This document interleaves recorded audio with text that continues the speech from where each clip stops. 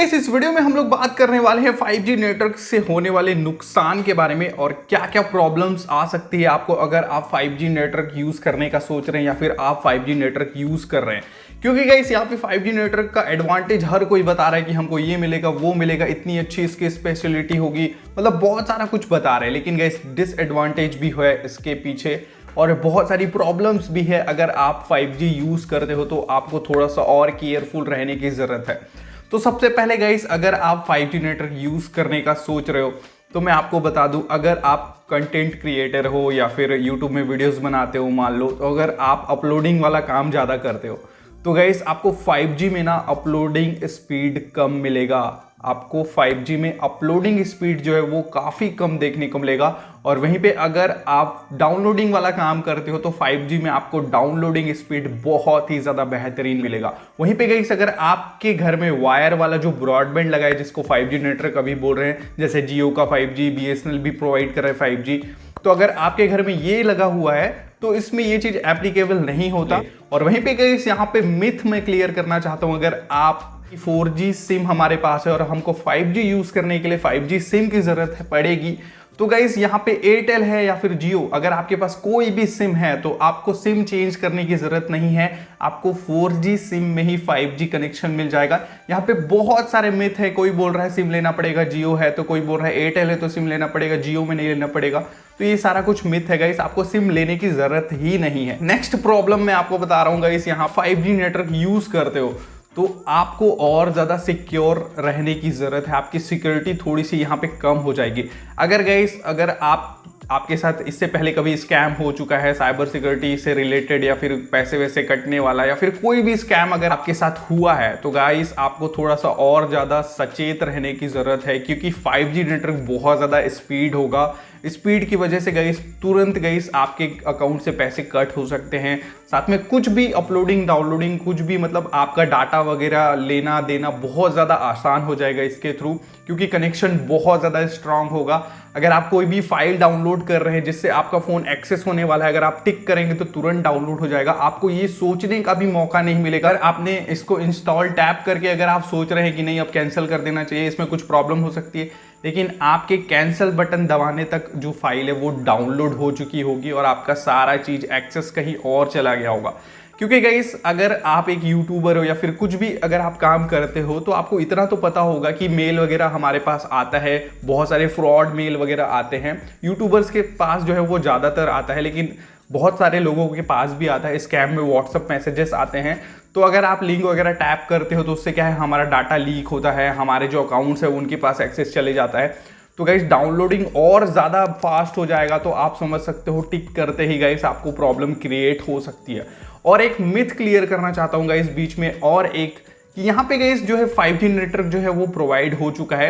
कुछ सिटीज़ में हुआ है, मेजर सिटीज़ में ही अभी हुआ है, और 2023 के लास्ट तक जो है पूरे इंडिया में ये नेटवर्क फैल जाएगा। तो मान के चलो 2025 तक का टाइम लग सकता है, या फिर 2024 तक का भी टाइम लग सकता है पूरे इंडिया के कोने कोने में पहुंचने तक। गाइस क्या आपको पता है, इंडिया में आज भी ऐसे जगह हैं जहां पे अभी भी नेटवर्क नहीं है, और आज भी ऐसे जगह हैं जहां पे सिर्फ 3G नेटवर्क प्रोवाइड होता है और जहां पे सिर्फ 2G नेटवर्क प्रोवाइड होता है। अगर आप सोच रहे हो कि 5G हमारे पास आ जाएगा तो हमको जो स्पीड है बहुत ज़्यादा कमाल की देखने को मिलेगी, तो गाइस मैं आपको याद दिलाना चाहता हूँ कि आपने इससे पहले 4G यूज़ किया था। जब स्टार्टिंग में जियो 4G आया था, मोस्ट ऑफ द पीपल जो है जियो 4G आने के बाद ही 4G स्मार्टफोन खरीदे हैं, 4G यूज़ करना स्टार्ट किए। तब स्टार्टिंग में हम लोगों को जो स्पीड है बहुत ज़्यादा बेहतरीन देखने को मिलती थी, जैसा कि आपको पता है।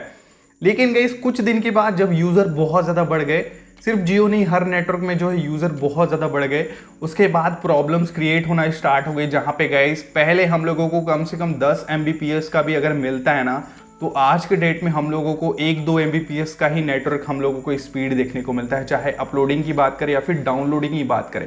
वहीं पे गाइस अगर आप अपने फ़ोन का इंटरनेट स्पीड बढ़ाना चाहते हैं तो ये वीडियो आप देख सकते हो।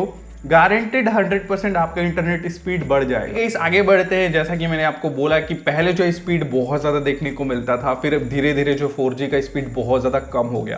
तो केस गाइस यहाँ पे 5G के साथ भी होने वाला है।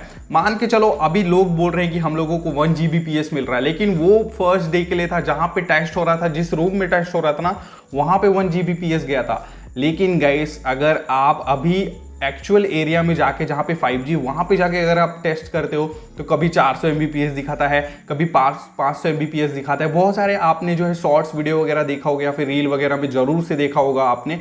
और वहीं पे गाइस अपलोडिंग स्पीड भी आपने देखा होगा कि बहुत ज़्यादा कम मिल रहा है, 2 Mbps के आसपास अपलोडिंग मिल रहा है, लेकिन वहीं पे डाउनलोडिंग बहुत ज़्यादा बेहतरीन मिल रहा है। कुछ दिन के बाद अगर आप 5G नेटवर्क रेगुलर यूज़ करेंगे, फिर उसके बाद जो इसके यूज़र्स हैं वो बढ़ जाएंगे, तो उसके बाद गाइस सेम जैसा 4G के साथ हुआ सेम 5G के साथ होने वाला है कि नेटवर्क का जो स्पीड है वो एक स्टेबल Mbps के पास आ जाएगी और उससे ऊपर नहीं जाएगी और उससे नीचे भी नहीं जाएगी। लेकिन इस बात की आपको खुशी मनानी चाहिए कि यहाँ पे जियो के टाइप का 1 Mbps 2 Mbps मतलब जियो 4G या फिर कोई भी 4G नेटवर्क के टाइप का 1 Mbps 2 Mbps हम लोगों को देखने को नहीं मिलेगा।